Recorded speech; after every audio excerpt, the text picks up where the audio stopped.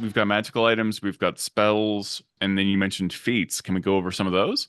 We kept things fairly simple on the feats. A lot of the stuff revolves around movement because something I guess we'll talk about when we get to races is the fact that a hurdle we needed to go over early on was how do we make it so that not everyone is flying everywhere all the time from first level? Yeah. Uh, bird folk are covered in feathers, and there's a certain expectation that they'd be able to do that kind of thing. We've solved that to a degree with an ability called glide that most of them have, but a lot of the feats revolve around getting better at that kind of maneuverability. So the aerial expert feat, for example, improves on your acrobatics in the air. And then perfect landing is all about falling without taking damage. There's a couple of ones that revolve around the bandits. The bandits have a very complicated relationship with the rest of the wood, and they aren't really the villains of the piece, as it always seems to be. They're disenfranchised people that are trying to find their place. And so we wanted to make sure there was lots of ways for you to play a bandit character because we thought that conflict would be good. So things like the bandit cunning feat and the opportunistic thief feat actually give you some things that we put on some of the NPC characters. Opportunistic thief lets you kind of swipe things from people on the go, like in the middle of a fight. It's the unhooking a bag or taking something out of a pocket kind of move. And then the last couple of feats are about tying you into nature, because that's obviously incredibly important. Regardless of where they come from, every race in Humblewood is tied to some aspect of nature. So, Speech of the Ancient Beasts was our way to allow people to speak languages.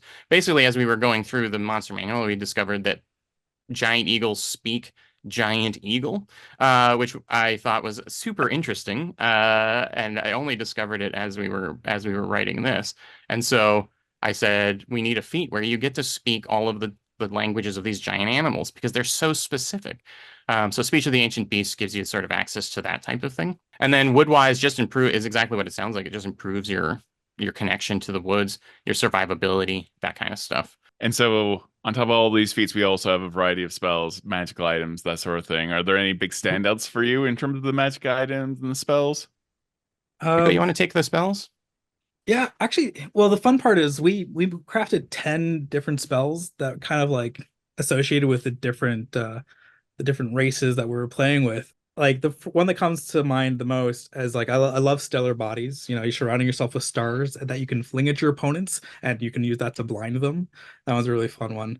The spiny shield. This one's inspired by our little hedge folk, where basically they can summon wall spikes to protect them, causing damage to those who attack. So you'll see a lot of that kind of like relationship to those specific animals. Feathered reach, you can turn your arms into full wings to take to the sky. So that way, it's not just that glide ability; it's you can actually fly for a bit of time, which is fun. That's what people really want to be doing, but we know that's also kind of broken if you let them have unlimited flight. Um, and I think Gust Barrier is another fun one where you surround yourself with swirling winds and you can just like push people away, kind of like, Aang Avatar style, just blowing people away there. So those are like my top spells. Jordan, do you have any preference in spells? I mean, yeah, you hit all the best ones there, but I'll draw attention to shape plants, which Oh has yeah. a real connection to lore as well. Um, since you love that, how we tie everything in there, Todd.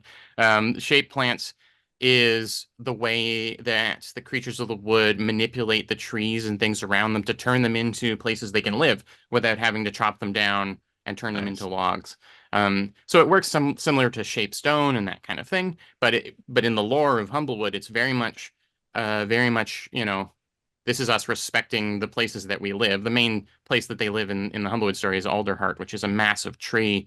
And instead of hammering nails and things into it, they've just used shaped plants to sort of make their lodgings formed out of the tree. And it's still a living, their walls are living still and growing plant life and stuff. So shaped plants is one of my favorites and is kind of a core to the setting. So